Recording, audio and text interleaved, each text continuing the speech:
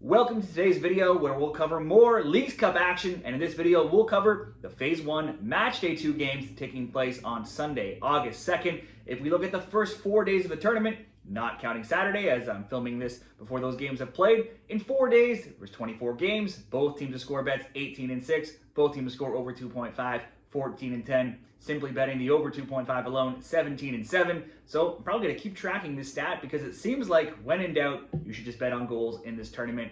And like I said before, we're in match day 2. Teams that have lost know they definitely need to get the win. So I think we're going to keep seeing teams pushing forward to get those regulation wins.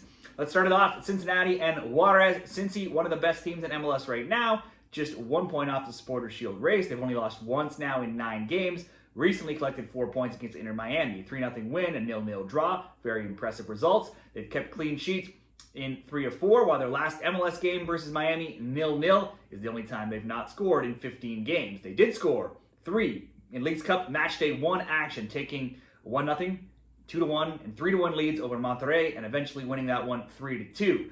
Both had 6 shots on target. Cincinnati led in shots 12-11. Evander, Orshano, and Buca all got on the score sheet. With forward Kevin Denke out injured, that is a drawback when you're betting goals in the Cincinnati games. Evander, though, hot as anyone right now in MLS. He scored 9 goals in his last 8. He had 1 shot. He's had 1 or more shot on target now in 10 straight games for a total of 21 as well. Against Monterrey, he was everywhere. 1 goal, 2 assists, 3 shots on target. All that being said, under bets in Cincinnati games have gone 7-3 in their last 10 games. That wasn't the case though with a 5-goal outburst in the first Leagues Cup game. Whereas their opponents here, 9th in the Clausura last year, they played mostly low-scoring games, only scoring 16, allowing 21 in their 17 games. They didn't start great in the Apertura, where they're 17th, winless, 0-2-1, low-scoring games of 1-1. 1-0 and 1-1, and both of the 2 goals that they've scored in those 3 games, both off of own goals as well. So that might have not thought they'd do well in their first Leagues Cup game, but that changed against Charlotte in the tournament as they routed the Crown 4-1. They led 3-1 at the half, led in shots 16-9, 10-1 margin in shots on target. Madsen had 2, Mosquera and Estupinan each had 1 each. Whereas now only have 2 wins though in 13, even with that win, and we're going all the way back to March looking at those stats. But they have drawn 8 of 13, so they're not winning, but they often can at least hang around in games, so they're a hard team to judge here. Juarez have at least scored, though, in 12 of their last 17. I would expect Cincinnati to win. I also thought that it could have possibly been low scoring in the last Cincinnati game, and it was not. Juarez's performance, though, against a strong team, especially home team like Charlotte, was a surprising result. While I think if you were betting a winner, you'd have to look to Cincinnati here. Both of these teams just played in 5-goal games. I started this video off by saying when in doubt, you should bet on goals. So let's bet on both teams to score between Cincinnati and Juarez.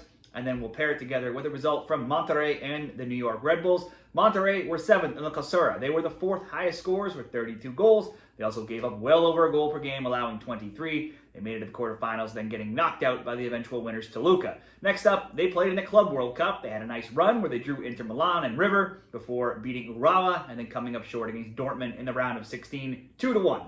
In the early stages of the new Apertura, they're 2-0-1 where they've scored and allowed 4, and they most recently beat Atlas 3-1 before coming into this tournament. They got tons of stars in their team in Ramos, Canales, Torres, Corona, Bertarami. Bertarami himself leads in the scoring race in Mexico right now. He has all 4 of the goals for Los Rayados. He's among the shot leaders as well with 10 and is tied for the most shots on target in LigaMX with 6. Bertarami and Canales both scored in Matchday 1 against Cincinnati. Bertarami's, though, did come in the 94th minute when Monterrey were already down 3-1, but still, he's continued to be hot. It was too little too late. They still lost 3-2. Monterrey has scored, though, in 20 of their past 22 overall matches.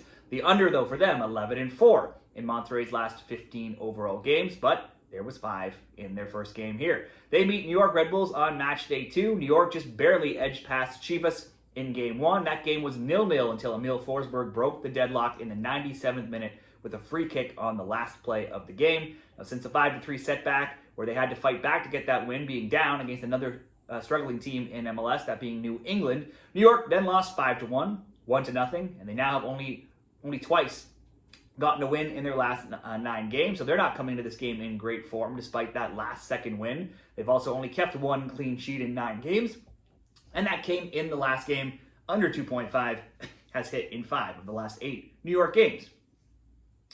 I would like to pair this together with the Cincinnati result here, and a few different options. I could see going Cincinnati to win, Monterrey to score, plus 106. Cincinnati to win, Monterrey to score, and Bertarami to have a shot on target, plus 138. But I think we're going to go like I said, we'll go with both teams to score route with the Cincinnati game. So Cincy and Juarez, both to score, Monterrey to score, Bertarami to have a shot on target. That would come in at plus 114. But really, adding that Monterrey goal in that scenario doesn't really change much. We could simply just go Bertarami to have a shot on target, Cincinnati, Juarez, both teams to score, and that'll come in at plus 107 for that 2-gamer in that parlay. And I'll put that summary in the graphic at the very end of the video, so be sure to check that out. And also give the video a like and subscribe to the channel if you want more Leagues Cup action the rest of the way, as well as coverage of other soccer tournaments as well. Next up, Colorado and Club Tijuana. The Rapids reversed some recent poor form, and they got all 3 points on Matchday 1, beating Santos Laguna 2-1. They had 2 goals from Rafa Navarro. Colorado are in the final playoff spot in MLS right now in the 9th place in the West. They've only won 5 of 18, though, and 2 of 7, even after their Leagues Cup win. Recent Rapids games have been loaded with goals. We've seen 6-3, 3-3, 6-4, and 3. They've also allowed 3 goals themselves in 4 of 7, in 3 of 5, and in 2 of the past 3.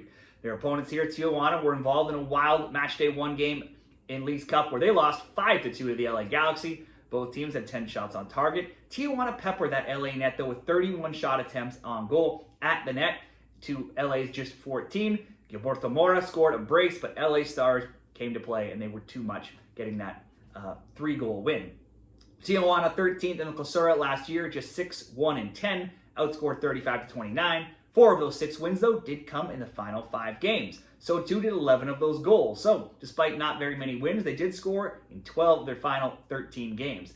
If we look at the start of the Apertura, they're just an even 1-1-1, where they've scored 3 and allowed 4. Those scores have been a 1-0 win, a 3-1 loss, and a 1-1 draw. Tijuana have allowed the 3rd most shots on target against, though. They have, though, scored in 13 straight. The both teams to score 13-4 across all competitions. Tijuana's never won a game in this tournament in 3 appearances, but I think they can easily get on the score sheet again, even if they don't win. And I think this looks like a game that should have an opportunity for a ton of goals. Both teams scoring over 2.5 all by itself, minus 122. Definitely, for me, good enough by itself, but you could slightly bump it up to get into some plus money and throw Navarro from Colorado to have a shot on target. That will be plus 110. So he had, the 2 goals in the last game here. He had 2 goals last game. He said 1 or more shots on target in 6 of 7 games. He's also never, not at least, had a shot attempt since going back to the very first game of the season in February. Next up, we'll just do that game by itself, and then we'll pair these 2 games together here. It's Seattle and Santos Laguna. Nobody started Leagues Cup better than Seattle. They completely routed the CONCACAF Champions Cup winners, Cruz Azul, despite it being 0-0 at half. Seattle exploded for 7 second-half goals, and they put up a touchdown and won 7-0. They had 58% possession, let in shots 16-9, shots on target 10-2. 6 different players scored. Pedro de la Vega also had a brace. Seattle right now 3rd in the West in MLS. Typically, some of you might think Seattle has a tighter defensive team, but recently their games have seen 5, 6, 5, 4, and 7 goals. They've not lost any of those 7. They're 4-3-0, and they themselves have scored 2-1, 3-3-3, 2, and 7 goals in that time. Santos Laguna were dead last in the Clausura last year, 2-1-14, outscored by a whopping 36-15. 3 games into the Apertura, they're 1-0-2. They've scored 5 and allowed 5. In Leagues Cup, they struck first, though, against Colorado, but then fell behind 2-1, went on to lose 2-1. Plus, they've lost keeper Carlos Acevedo. He saw a red card at the end of the game, so he'll be missing out here. They've now just kept 1 clean sheet in their last 13 games. Not a recipe for success against the high-flying Sounders right now. It may not be a 7-goal win again. That'll be hard to replicate, but it's hard to bet against Seattle right now after the beatdown they just put on one of Mexico's top teams in Cruz Azul, and considering they are undefeated in their last 7 games and scoring multiple goals in all of those games. These teams met in the 2021 Leagues Cup semifinals. That one was just 1-0 for Seattle. I would expect another Seattle win or Seattle to score 2 or more. Whether you're betting Seattle moneyline or Seattle over 1.5, the price is about the same. I'm going to pick Seattle over 1.5 for leg 1, pair it together with another late game. LA Galaxy and Cruz Azul as the current worst team in MLS. LA are one of those teams that could benefit from the fresh start in Leagues Cup to try to salvage something from this season. They certainly have the talent, Peck, Pencil, Royce, and others. Royce, in particular, strong of late. He's had a goal or an assist in 9 of 12. That's certainly a way you could look in player props.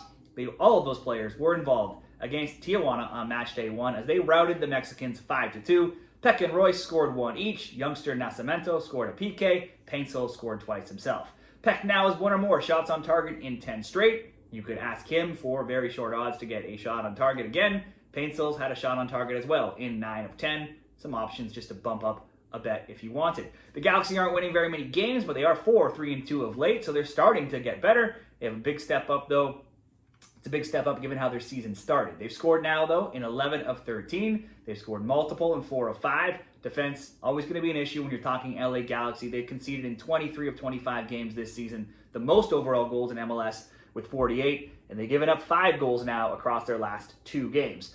Cruz Azul were 3rd in the Clausura, just 3 points back of 1st. Had a solid defense, giving up just 16 goals in 17 games. That was the 3rd best defense in the new season. They're 3rd in the Apertura, had a 0-0 draw, a 3-3 draw, and then a 4-1 win.